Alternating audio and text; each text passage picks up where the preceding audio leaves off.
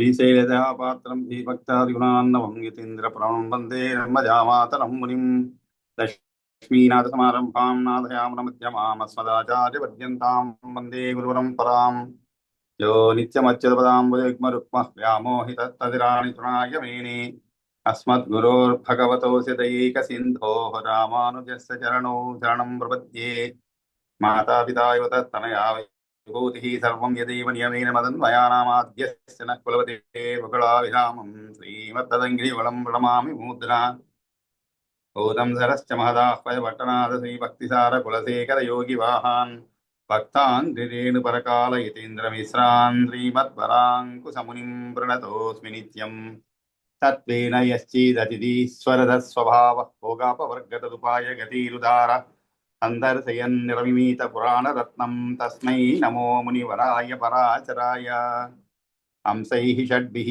समाकीर्णम् अङ्गैर्वेदमिवापरं पुराणं वैष्णवं चक्रे यस्तं वन्दे पराशरं व्यासं वसिष्ठनप्तारं शक्ते पौत्रमकल्पशं पराशरात्मजं वन्दे सुखतातं तपोनिधिं व्यासाय विष्णुरूपाय व्यासरूपाय विष्णवे नमो वै ब्रह्मनिधये वासिष्ठाय नमो नमः पुराणं वैष्णवं जैत सर्वकिल्बिषनाशनं विशिष्टं सर्वशास्त्रेभ्यः पुरुषार्थोपवादने भारते भगवद्गीता सर्वशास्त्रेषु मानववेदेषु पौरुषं सूक्तं पुराणेषु च वैष्णवम् तत्कर्म यन्न बन्धाय सा विद्याया विमुक्तये आयासायां परं कर्म विद्यान्याशिल्पनैपुणम् श्रीविष्णुचित्तपदपङ्कजसङ्गमाय चेतो मम स्पृहयते किमतः परेण चोरेन् नो चेन्ममापि यतिशेखरभारतीनां भावः कथं भवितुमर्हति वाग्विदेयः नारायणं नमस्कृत्य नरं चैव नरोत्तमं देवीं सरस्वतीं चैव ततो जयमुदीरयेत् शान्ताकारं भुजगसेनं पद्मनाभं दुरेशं विश्वाकारं गगनसदृशं मेघवर्णं शुभाङ्गं लक्ष्मीकान्तं कमलनयनं योगिहृद्ध्यानगम्यं वन्दे विष्णुं भवभयहरं सर्वलोकैकनाथं सशङ्खचक्रं सकिरीटकुण्डलं सपीतवस्त्रं सरसीरुहेक्षणं सहारवक्षस्थलकोभिकौस्तुभं నమామి విష్ణుం శిరసా చతుర్భుజం.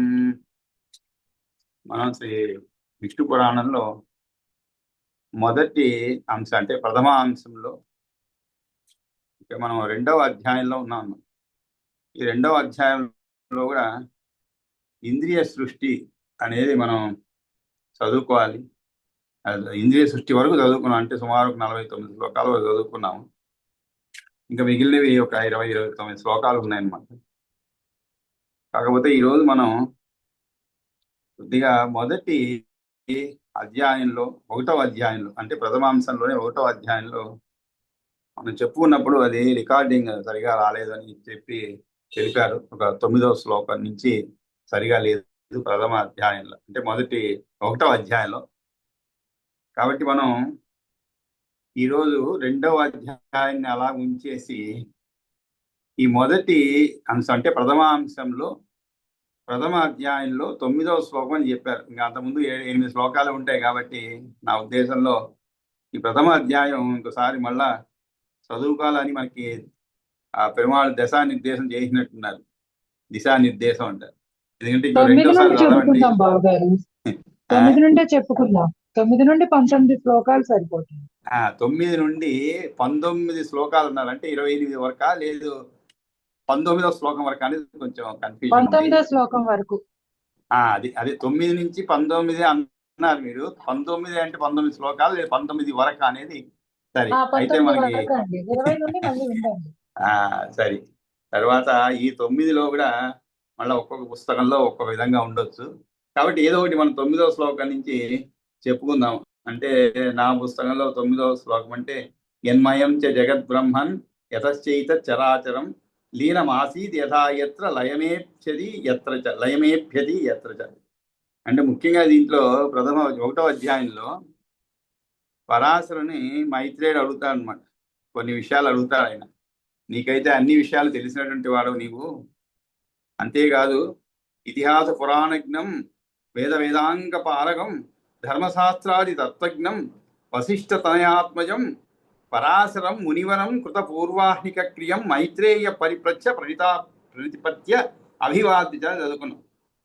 అంటే ఏ విధంగా మైత్రేయుడు ఈ యొక్క పరాశరుని అడిగాడనేటువంటి విషయం ఇప్పుడు ఇక్కడ అది మొదటి శ్లోకం. అంటే ఎంతటి గౌరవభావంతో ఆయన ఇతిహాసాలను పురాణాలను బాగా తెలిసిన వాణిని వేదాలలో వేదాంగాల్లోని పారంగతుల వాణిని ధర్మశాస్త్రాలు ఉన్న వాడి తత్వాన్ని పూర్తిగా అవగతం చేసుకున్న వాణిని వశిష్ఠుని కుమారుడు శక్తికి నందనుడైన మునిశ్రేష్ఠులకు పరాశరునికి మైత్రేయుడు ఉదయమే లేచి పూర్వాహ్నంలో చేయవలసిన నిత్యకర్మను ఆచరించి సాష్టాంగ నమస్కారం చేసి అభివాదన కావించి ఇలా అడిగాడని చెప్పండి.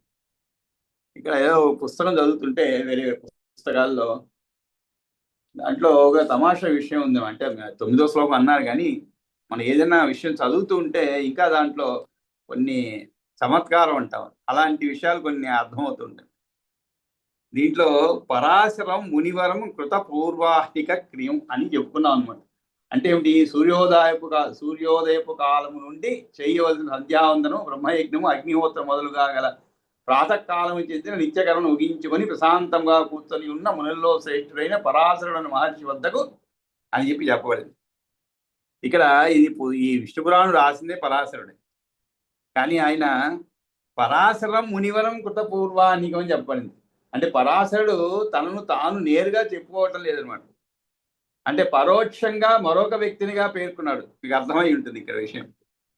నేను ఒక పుస్తకం రాశాను అనుకోండి, నన్ను అని చెప్పుకోవచ్చు, నేను నన్ను పలాని వాడు కలిశానని చెప్పుకోవచ్చు కదండి. కానీ అలా చెప్పలేదు. లక్ష్మీ నరసింహంని పలాని వాడు కలిశారు.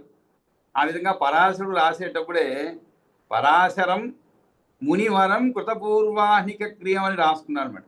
అంటే దీనివల్ల ఏమవుతుందంటే శరీరము, జన్మము, జాతి కారణంగా వచ్చే అహంకారం వెల్లడించకుండా ఒక సాధారణ వ్యక్తి వలె వినయంతో చెప్పుకుంటూ సూచిస్తుంది అనమాట. ఈ విధమైనటువంటి ఒక చిన్న విషయాన్ని మనం ఆ రోజు చెప్పుకునేటప్పుడు వదిలేసాం అనమాట.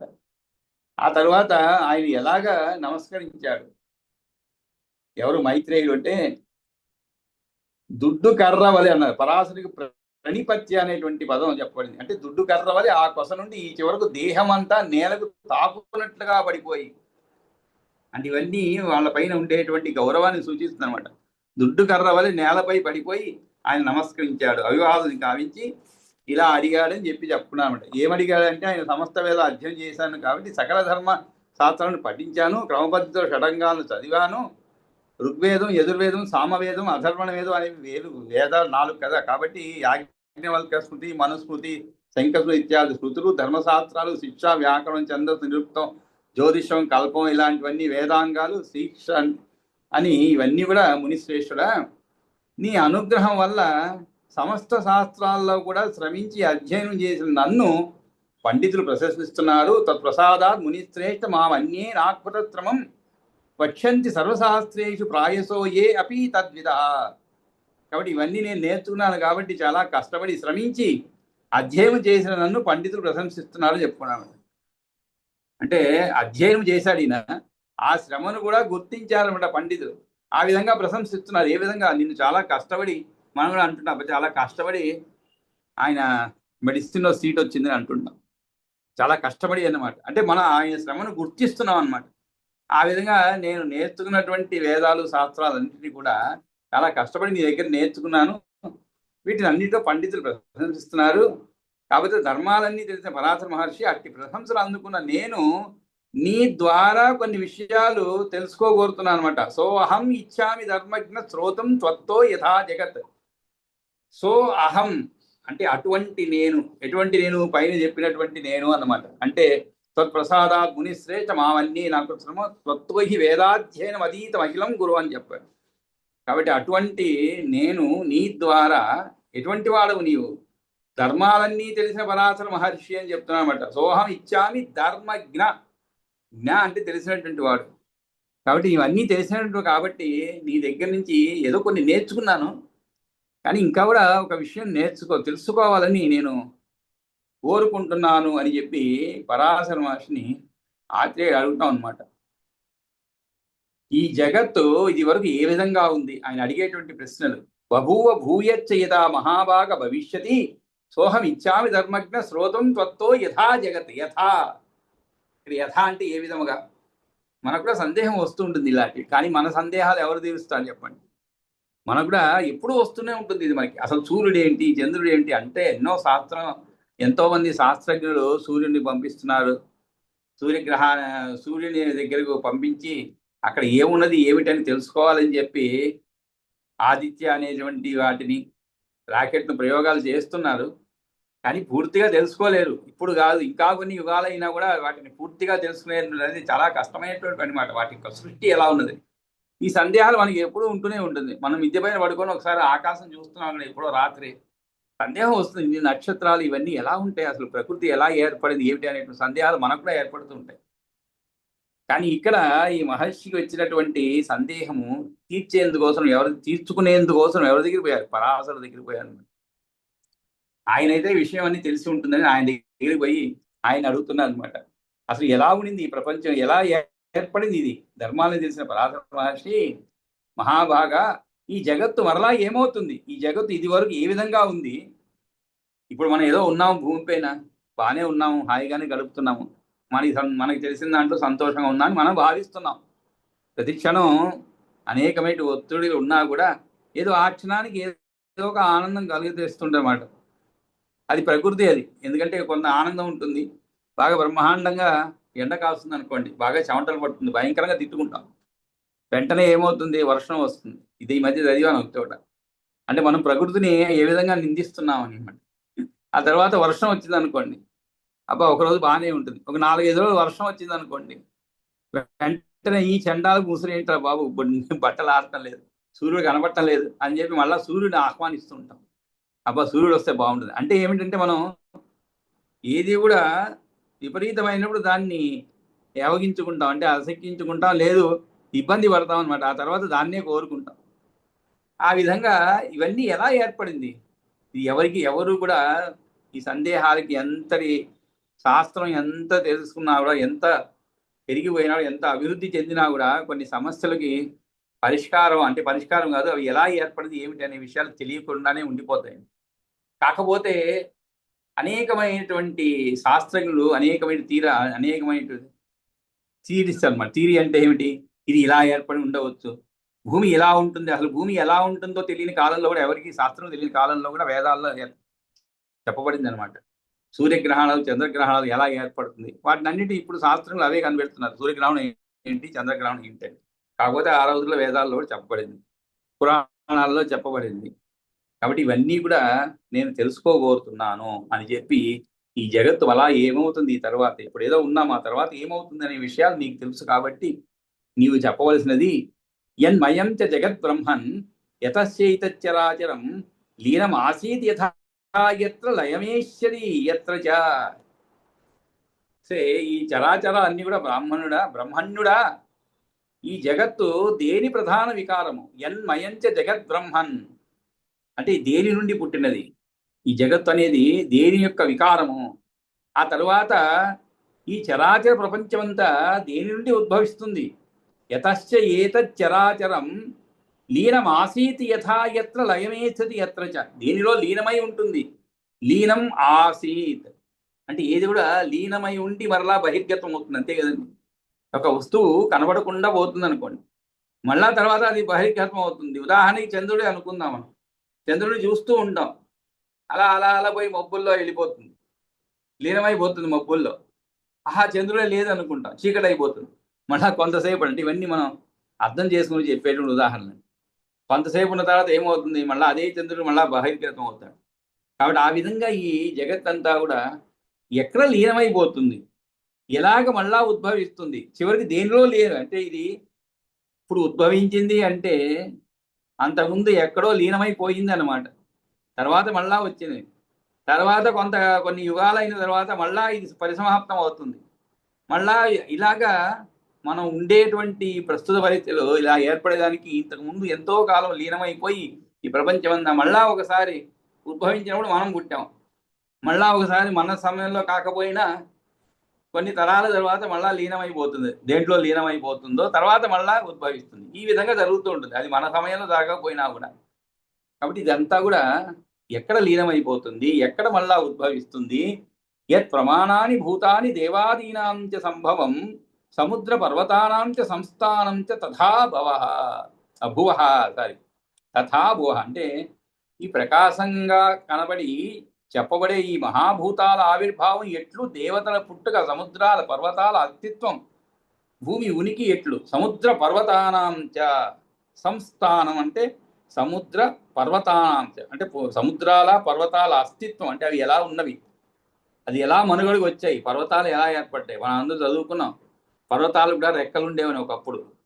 అవి కూడా రెక్కలుండి ఎక్కడెక్కడో ఎగిరిపోతూ ఉండేవంట. ఎక్కడ కావాలంటే అక్కడ విశ్రాంతి తీసుకునేవి. మరి అంతటి పెద్ద పర్వతాలు విశ్రాంతి తీసుకుంటే ఏమవుతుందండి, అవి కిందకి వాలి విశ్రాంతి తీసుకుంటే కింద ఉండేటువంటి చర్మలన్నీ ప్రాణులన్నీ కూడా హింసించబడతాయి అన్నమాట. కాబట్టి అవన్నీ చూసిన తర్వాత ఇంద్రుడు వాటి యొక్క రెక్కలను నరికి వేశాడు. కాబట్టి అవన్నీ ఎక్కడ కథలు లేకుండా అక్కడే ఉన్నాయని చెప్పి పురాణాల్లో చెప్పాడు. కాబట్టి ఇవన్నీ ఎలా ఏర్పడింది, సముద్రాల పర్వతాల అస్తిత్వం ఏమిటి, భూమి ఉనికి ఏమిటి, అసలు ఈ భూమి అంటే ఏమిటి, ఎలా ఏర్పడింది, దీని యొక్క ఉనికి అంటే ఎలా నిలబడింది భూమి. మనం చిన్నప్పుడు అనుకునేవాళ్ళం క్లాసులో 5వ క్లాసులో 6వ క్లాసులో ఇంకా చిన్న వయసులో భూమి ఇలా గిరగిరా తిరుగుతుందిరా, కాబట్టి భూమి తన చుట్టూ తాను తిరుగుతుంటుంది. అంతేకాదు సూర్యుడి చుట్టూ తిరుగుతున్న ఒక పాట కూడా ఉంది, తన చుట్టూ తాను తిరుగుతుందని చెప్పి, సూర్యుని చుట్టూ తిరుగుతుంది. ఆ విధంగా తిరుగుతుందంటే మనకి ఆశ్చర్యం వేసేది. ఏదైనా ఒక తిరిగే వస్తువు పైన మనం ఎలా కూర్చుంటామండి, కూర్చోగలుగుతాం. ఒక బంగారం తిప్పామనుకోండి, దానిపైన మనం ఒక వస్తువుని పెట్టగలుగుతాం, మనం నిలబడలేమనుకోండి, దానిపైన ఒక వస్తువు నిలబడుతుందా, నిలబడదు, కష్టం. కానీ భూమి పైన మనం అందరం ఉన్నాం, కానీ భూమి తిరుగుతూనే ఉంది, సూర్యుడి చుట్టూ తిరుగుతుంది, సూర్యుడి ప్రకాశం భూమి పైన పడుతుంది, అది పడనప్పుడే సూర్యగ్రహణం ఏర్పడుతుంటుంది.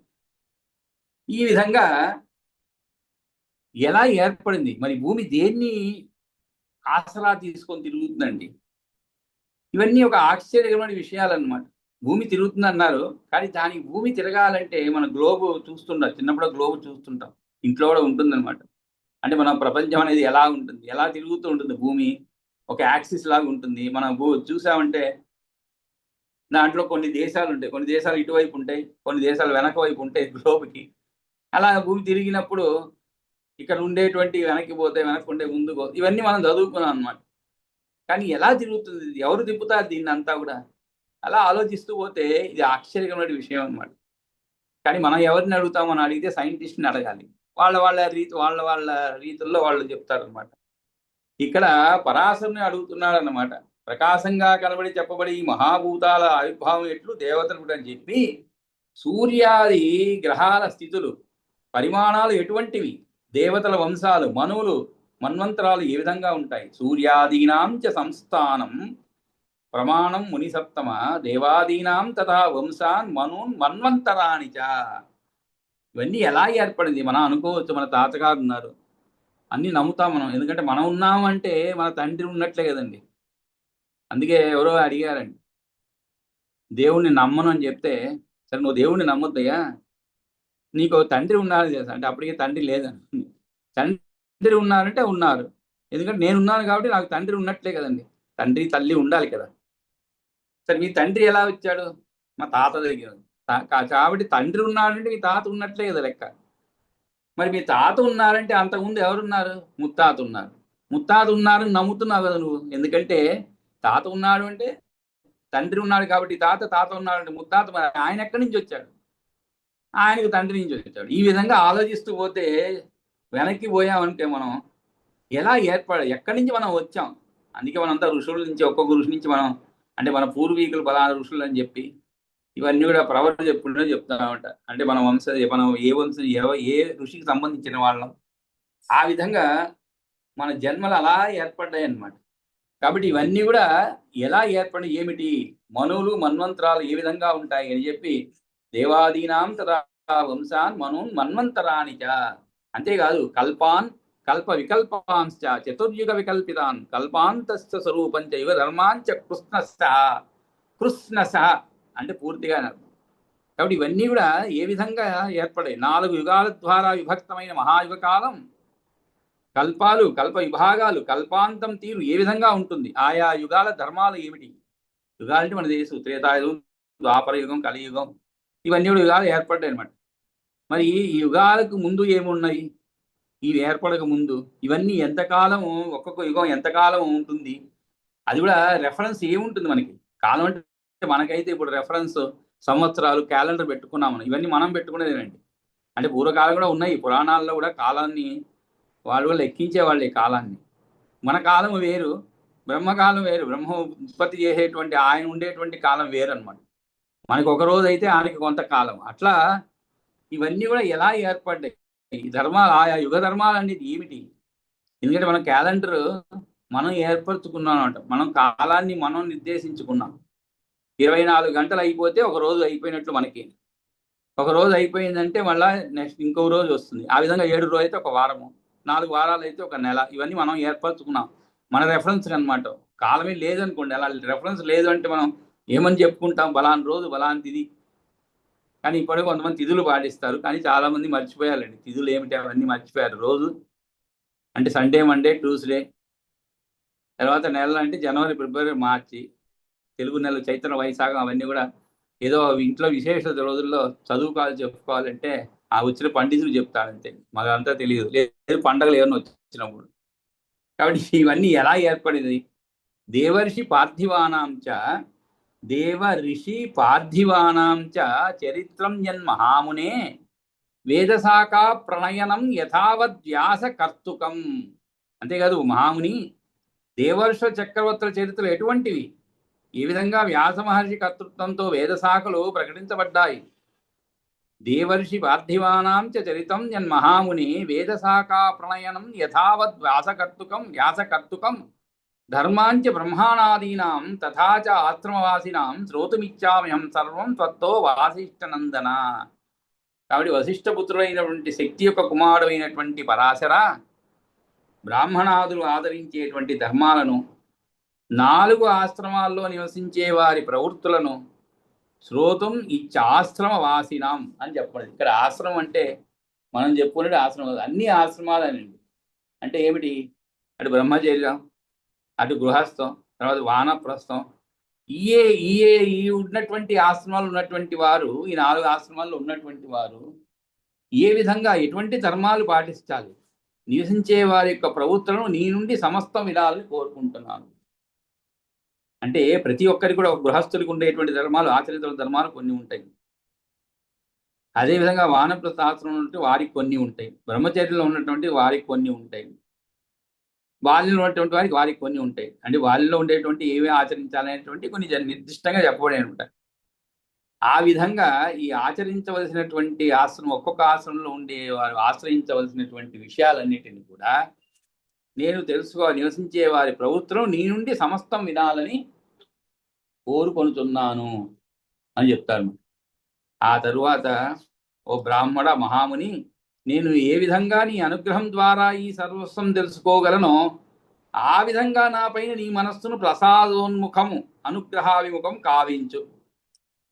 ఈ శ్లోకం మళ్ళా చదివితే దీనికి అర్థం కూడా చాలా అంటే లోతైనటువంటి అర్థం కలిగిన శ్లోకంగా మనకి అర్థమవుతుంది.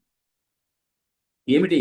బ్రహ్మన్ ప్రసాద ప్రవణం కురుష్వ మయి మానసం, ప్రసాద ప్రవణం కురుష్వ మయి మానసం. అంటే బ్రహ్మనుడా మహాముని, ఇప్పుడు నీ ఒక ఉదాహరణకి ఈయన ఏమంటున్నా అంటే, నా పైన అనుగ్రహించి నీవు, మామూలుగా మనం గురువు దగ్గర పోయా అనుకోండి, అంటే దీంట్లో విశేషమైనటువంటి విషయాలు తెలుసుకోవాలి. మనం ఒక గురువు దగ్గర మనం పోయాం, అయ్యా గురువు గారు నాకు ఈ విషయము చెప్పండి, నాకు అర్థం అవటం లేదు అని చెప్పి మీరు అడుగుతారు. అది సమంజసం, అది సర్వసాధారణంగా జరిగేటువంటి విషయం అనమాట.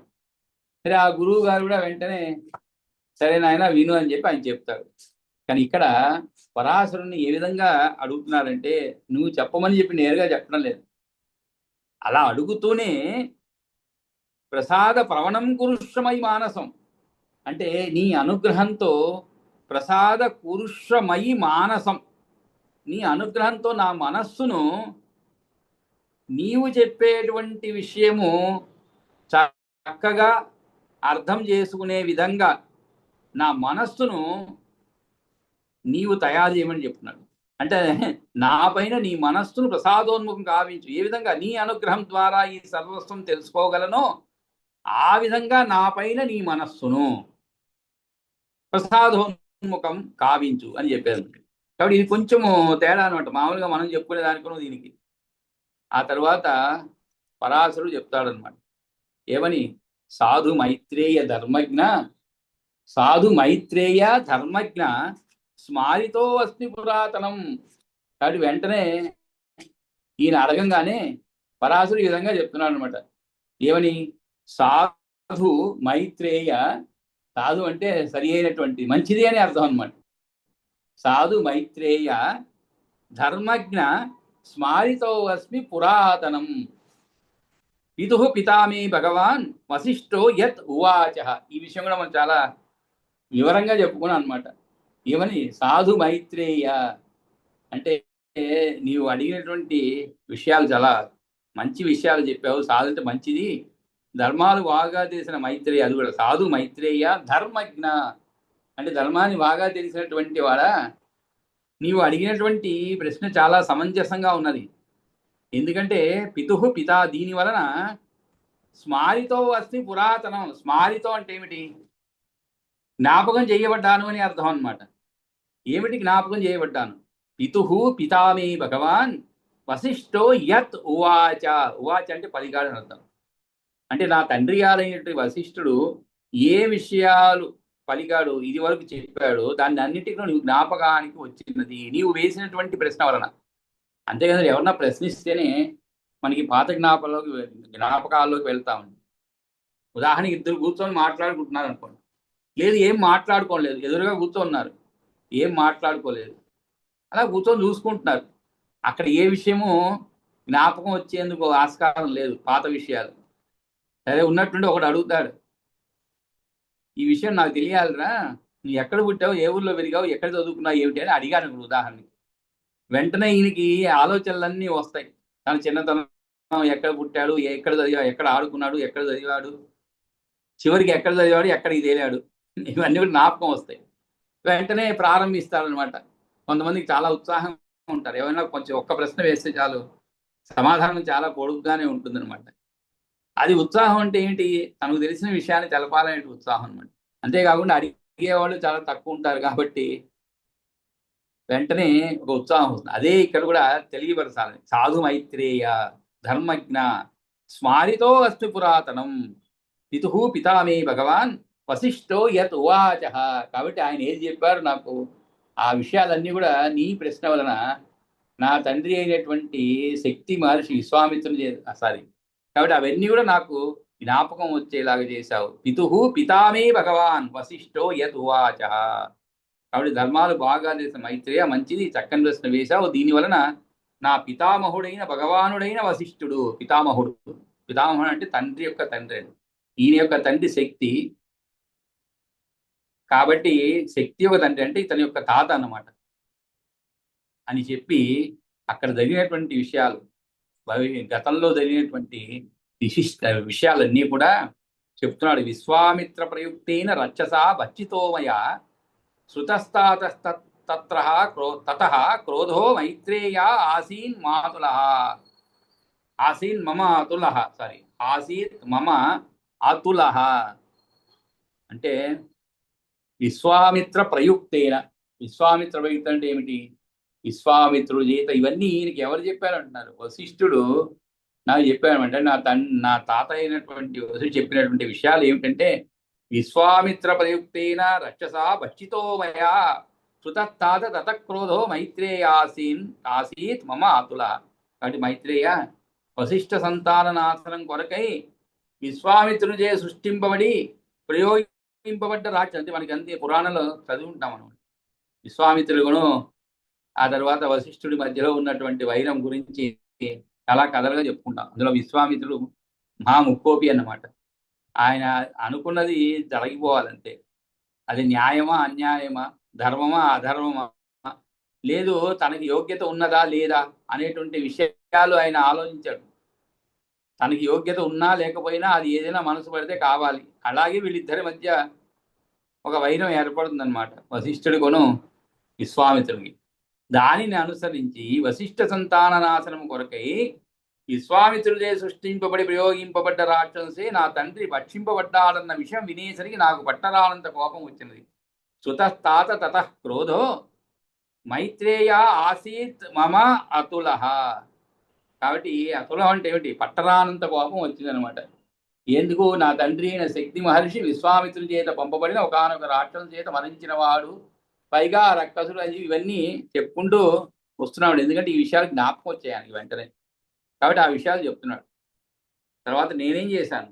తతోహం రక్షసాం సత్రం వినాశాయ సమారభం భస్మీకృతాచ తతః శతః శతసః తస్మిన్ సత్రే నిశాచరాః. శతసః అంటే నూర్ల కొలది అని అర్థం. శతసః అంటే అంటే నూర్ల కొలది. మనం కూడా అంటుంటాం శత విధాల ప్రయత్నించామండి అంటాం. 100 విధాలు అంటే అనేక విధాలుగానే అర్థం. నా వల్ల అవలేదండి, శత విధాల ప్రయత్నించాను అంటుంటాం. కొన్ని విఫలమైనప్పుడు ఏదైనా అలా చెప్తుంటామండి. ఇక శత విధాల అనేది ఇక్కడ శతసః తస్మిన్ సత్రే నిశాచరాః తతోహం రక్షసాం సత్రం వినాశాయ సమారభం. కాబట్టి ఇదే విషయం ఇంతకుముందు ఎప్పుడో చెప్పుకున్నాం. సర్పయాగం చేసినట్లుగా ఈయన రాక్షసును సంహరించేందుకోసం ఒక యాగం ప్రారంభించారు. సర్పయాగంలో సర్పాలన్నింటినీ కూడా సంహరించాలని చెప్పి తన తండ్రి సర్పం యొక్క కాటు వలన మరణించినట్లుగా తెలుసుకొని ఆ సర్పయాగం చేస్తారు. ఇక్కడ ఈయన కూడా అదే విధంగా రాక్షసులందరినీ కూడా వినాశం చేయాలి. ఎందుకంటే తన తండ్రిని ఒక రాక్షసుడు చంపాడని కోపముతో భస్మీకృతాచ శతస్తస్మిన్ సత్రే నిశా. సత్రం అంటే యాగం. కాబట్టి ఆ యాగంలో చాలా మంది రాక్షసులని భస్మం చేయడం జరుగుతుంది. కాబట్టి రాక్షస వినాశం కొరకే ఎక్కువ కాలం సాగే యజ్ఞం ప్రారంభించాను. ఆ యజ్ఞంలో 100 కొద్ది నిశాచరులు బూడిదైపోయారు. ఆ తర్వాత ఏం జరిగినది? తతస్ సంక్షీయమాణేషు తేషు రక్షస్వశేషతః మామువాచ మహాభాగో వశిష్ఠో మత్పితామహ. మత్పితామహ అంటే నా యొక్క తాతగారు. తాత అంటే తండ్రికి తండ్రి. తాతలు 2 రకాలు ఉంటారు కదండి. మనకి ఇంగ్లీష్లో చాలా కష్టమైనటువంటి మాట. అంటే ఇది అనేక సార్లు చెప్పుకున్నాం మనం. గ్రాండ్ ఫాదర్ అంటారు. గ్రాండ్ ఫాదర్ అంటే అటు తల్లికి తండ్రి, grand mother, grand father, uncle, aunty. అదే చాలా సందర్భాల్లో మన ప్రవచనాలు చెప్పేవాళ్ళు చెప్తుంటారన్నమాట మన తెలుగు భాష గురించి, ఎంతటి గొప్ప భాష. ఇటువంటి సంబంధాలన్నిటి కూడా చాలా చక్కగా తెలిపేటువంటి భాష అన్నమాట. అంటే పిన్నమ్మ అంటే తల్లికి చెల్లెలు కానీ, లేదు తండ్రి యొక్క తమ్ముడు చిన్నాన్న ఆయన భార్య కానీ, లేదు మేనత్త అత్త అంటే ఇలాగుండే. ఇక్కడ పితామహ అని చెప్పబడింది. పితామహ అంటే ఎవరు? తండ్రికి తండ్రి అనమాట. మాతామహ అంటే తల్లికి తండ్రి, అంటే తాతనే కానీ తల్లికి తండ్రి. ఇక్కడ తండ్రికి తండ్రి అనమాట. ఆ విధంగా సమస్త రాక్షసులు అశేషంగా నశిస్తూ ఉండగా తత సంక్షీయమాణేషు అంటే చాలా అంటే చాలా చక్కగానే అర్థం. చక్కగా అంటే ఏమిటి?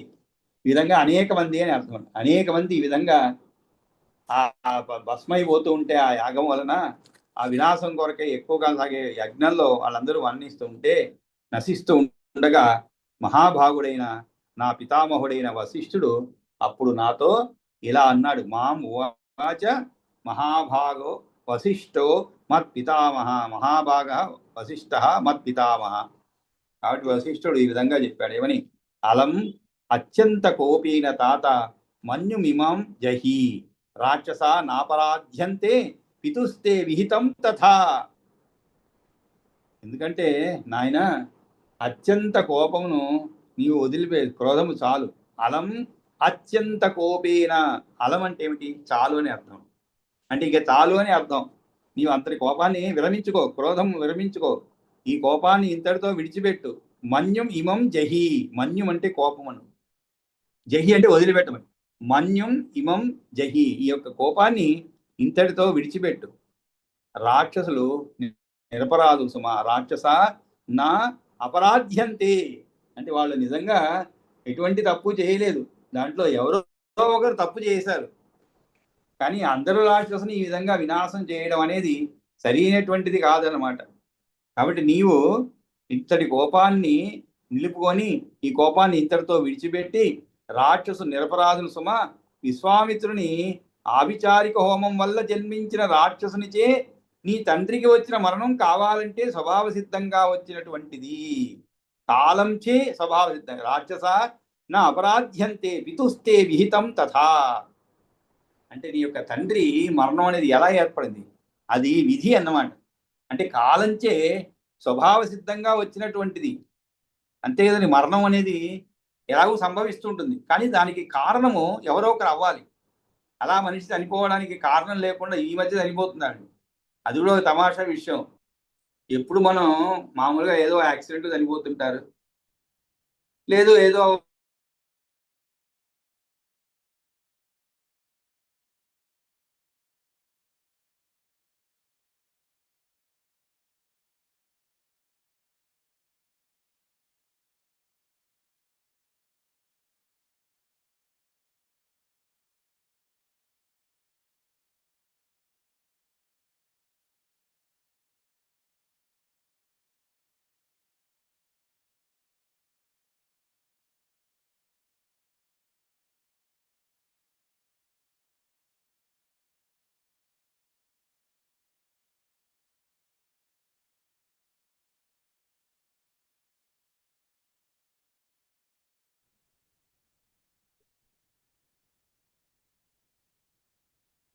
కాబట్టి రాక్షసుతే నీ తండ్రికి వచ్చిన మరణం అనేది కాలంచే స్వభావ సిద్ధంగా వచ్చినటువంటిదిగా భావించమను.